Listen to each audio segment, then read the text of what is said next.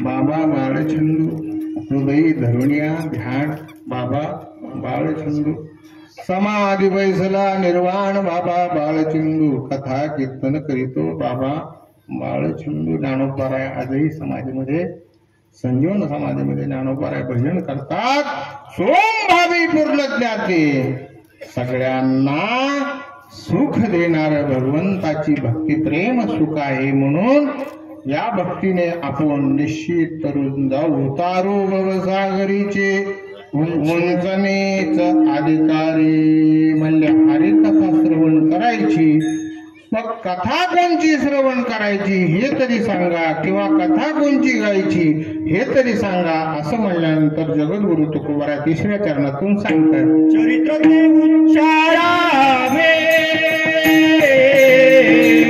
चरित्र ते उच्चारावे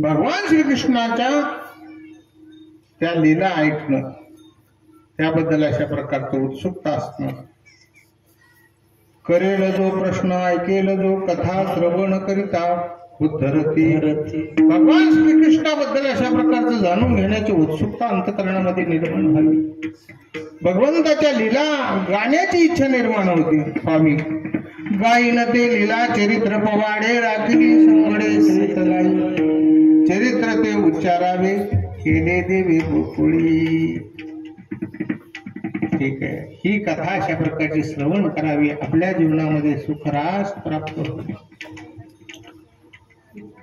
तुम्ही म्हणाल आम्ही भक्ती करण्याकरता निघतो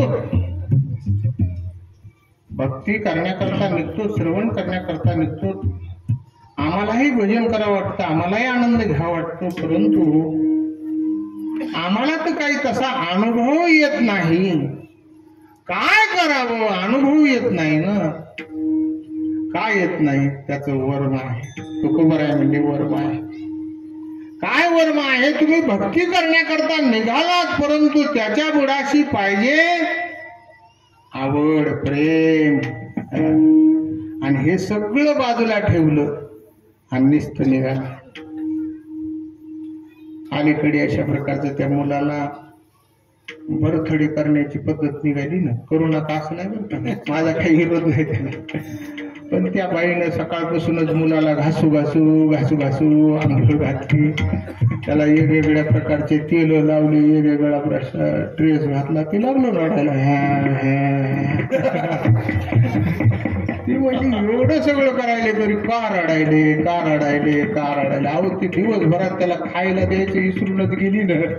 बाकीचा सगळा नट्टापट्टा सगळा करून टाकला, परंतु खायला द्यायचंच विसरली. तसं वर्म हे आहे की आपण सगळं करण्याकरता प्रवृत्त होत, परंतु त्याच्या बुडाशी आपलं प्रेम आहे का, त्याच्या बुडाशी आवड आहे का. मग तुम्हाला आनंद घ्यायचा आहे ना, अनुभव काय येत नाही तर आवड नसल्यामुळे, प्रेम नसल्यामुळे. मग तुकोबराय म्हणतात, तुम्हाला खरं प्रेम सुख, भक्ती प्रेम सुखाचा आनंद पाहिजे असेल तर त्याच्याविषयी अशा प्रकारचं प्रेम निर्माण करा, आवड निर्माण करा. हे शेवटच्या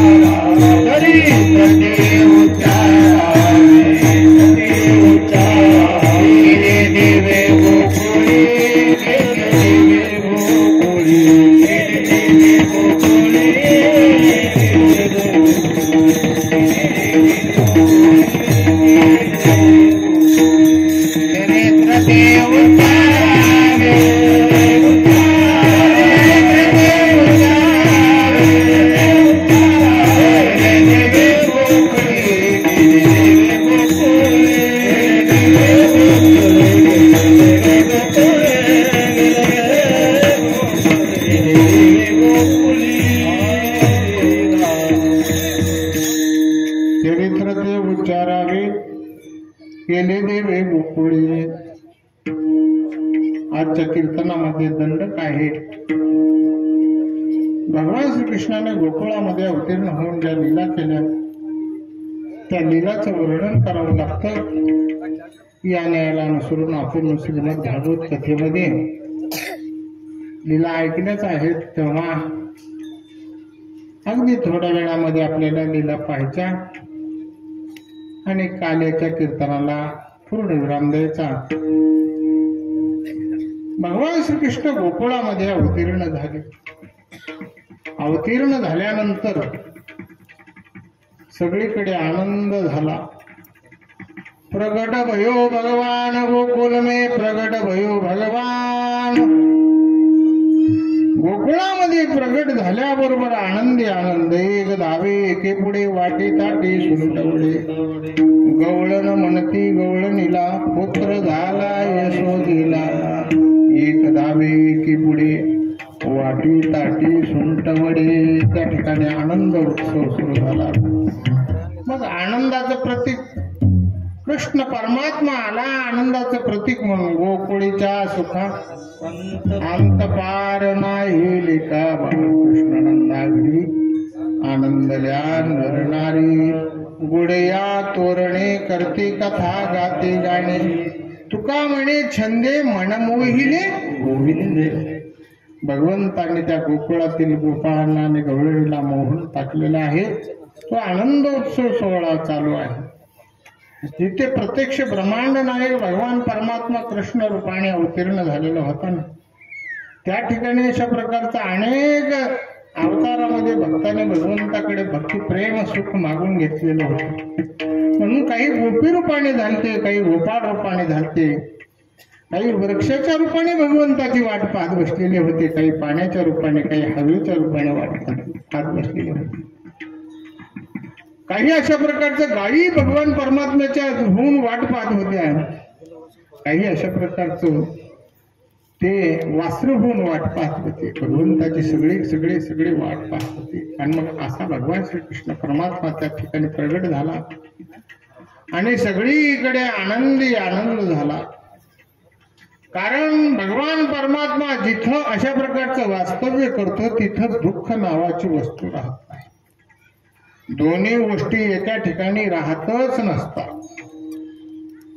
ज्याप्रमाणे सूर्यनारायण भगवान प्रगट झाले की अंधार हुडकावा किती हुडकिला तर सापडतच नाही. कसा पडतो? सूर्य आणि अंधार वरती येते ठाई. भूत भविष्य काही देखील भूतकाळातही झालं नाही, भविष्य काळातही होणार नाही. सूर्य उगवला की अंधार नसत. अंधाराला घालवावं लागत नाही. अंधार शोधला तरी सापडत नाही. जिथे भगवान परमात्मा आला की तिथं दुःख नष्ट झालं. चिंता ते पळाली गोकुळा बाहेरी, प्रवेश भीतरी देवे केला. दुःखच गेलं ना. दुःख म्हणजे काय? चिंता म्हणजेच दुःख आहे हो. चिंता म्हणजेच दुःख आहे. दुसरं दुःख कोणचं आहे? सगळं चिंता आहे. असं होईल का, तसं होईल काय, ह्याने भागन का, त्याने भागन का, ही चिंता आहे. आणि भगवान श्रीकृष्ण आले की चिंता ते पळाली गोकुळा बाहेरी, प्रवेश भीतरी देवी केला. पुन्हा दुसरी गोष्ट, आपल्याला लागणारं ऐश्वर्य पाहिजे, पैसा पाहिजे, त्याशिवाय अशा प्रकारचं पाऊलही टाकायचं म्हणलं तर पुढे टाकता येत नाही. इतकी क्षणोक्षणाला अशा प्रकारचं जीवन जगत असताना त्या पैशाची गरज आहे. आणि तो पैसा भगवान परमात्मा जिथे आला तिथं पैसा कुठे राहणार आहे? जिथं देव आला की लक्ष्मी माता आपोआप येतातच. देव आल्यानंतर लक्ष्मी मातेला वेगळं आणावं लागतच नाही. आपलं उलट आहे. आपण अगोदर लक्ष्मीच्या मागे लागतो. पण ती म्हणते माझ्या मालकाला बोलविल्याशी मी येतच नाही. अगोदर त्यांना आणावं लागतं. मग लक्ष्मी आपोआप येते. घरोघरी झाला लक्ष्मीचा वास, दैन्य दारिद्र्यास त्रास आला. आणि ते गोकुळातील असणारे गोप आणि गवळणीला अशा प्रकारचं दुसरं सुख प्राप्त झालं. तिसरं सुख म्हणजे अशा प्रकारचं आध्यात्मिक. ते गोप आणि गवळणीला भगवान कृष्ण परमात्मा जो आहे तो सामान्य नाही हे ज्ञान झालं. लोका गोकुळीच्या झाडी ब्रह्मज्ञान केली वाचून जपत. आणि म्हणून 3 प्रकारचे सुख मूर्तिमंत नांदू लागले. म्हणून आनंद सोहळा त्या ठिकाणी होऊ लागला. असा आनंदी आनंद झाला.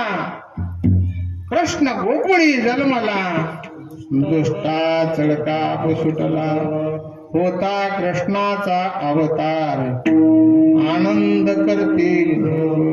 तिकडं कंसाचं हृदय जळू लागलं आणि कंसाने सभा भरवली आणि त्याने अशा प्रकारचं म्हणू लागला, माझ्या वैऱ्याला जो मारीन त्याला अर्ध राज्य देईल. त्याला पुतना नावाची राक्षसी नसणारी कंसाला म्हणू लागली, अरे कंसा,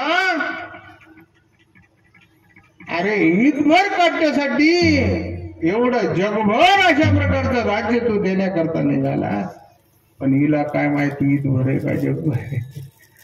मी आणते त्याला अशा प्रकारचं पकडून, नाही तर मारून टाकते. आणि मग पुतनाही मावशीने अशा प्रकारचं सुंदर रूप धारण केलं, गोकुळामध्ये प्रवेश केला आणि हालहाल स्थानामध्ये विष भरलं. आणि ते विष अशा प्रकारचा विषाचा परिणाम किती होतो म्हणून लहान लहान बालक जिथे जिथे झालेली आहेत तिथे तिथे जायचं आणि तिनं त्या बालकांना स्तनाला लावायचं. स्तनाला लावल्याबरोबर काही बालक तर नुसत्या वासानेच नष्ट झाली, काही न स्तन मुखात धरल्याबरोबर अशा प्रकारचं गतप्राण झाले. इतकं हालहाल ते विष होत. दिन दुर्बळाची मारी भगवान परमात्म्याला वाटलं अनेक मारण्यापेक्षा येईल आणखी आपल्याकडे ओढून घ्यावा. आकर्षण केलं भगवंताने. मग नम मने आली नंदतिया घरा, नम मने आली नंदतिया घरा, मने आली नंदतिया घरा, मने आली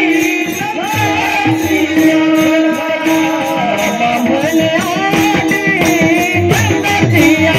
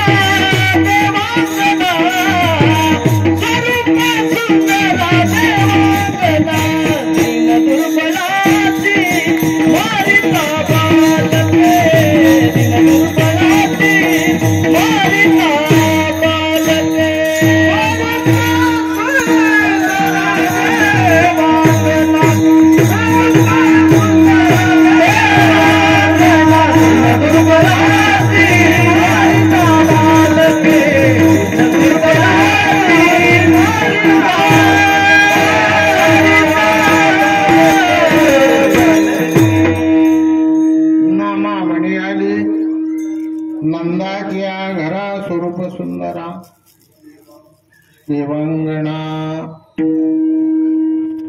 नंदाच्या घरी आली आणि यशोदेला हाक मारू लागली, यशोदे तुम्हाला ओळखलं नाहीस, तू फार लहान होतीस, तुला कळत नव्हतं, तेव्हाच माझं लग्न झालं, मी तुझी बहीण आहे आणि तुला मुलगा झाला म्हणून कळालं, मी त्याच्यासाठी आलेली आहे.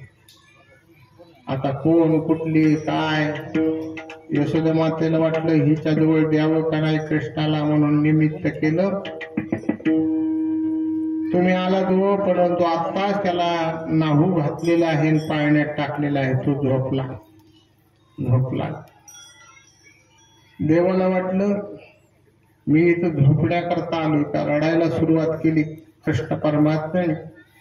आणि मग तीच पाळण्याकडे गेली, यशोदेची नाही वाट पाहिली, तीच पाळण्याकडे धावत गेली. ती जशी धावत गेली ना तसं कृष्णाने सुद्धा अशी वर हात केले, ये म्हणले मी तुझ्यासाठीच आलोय.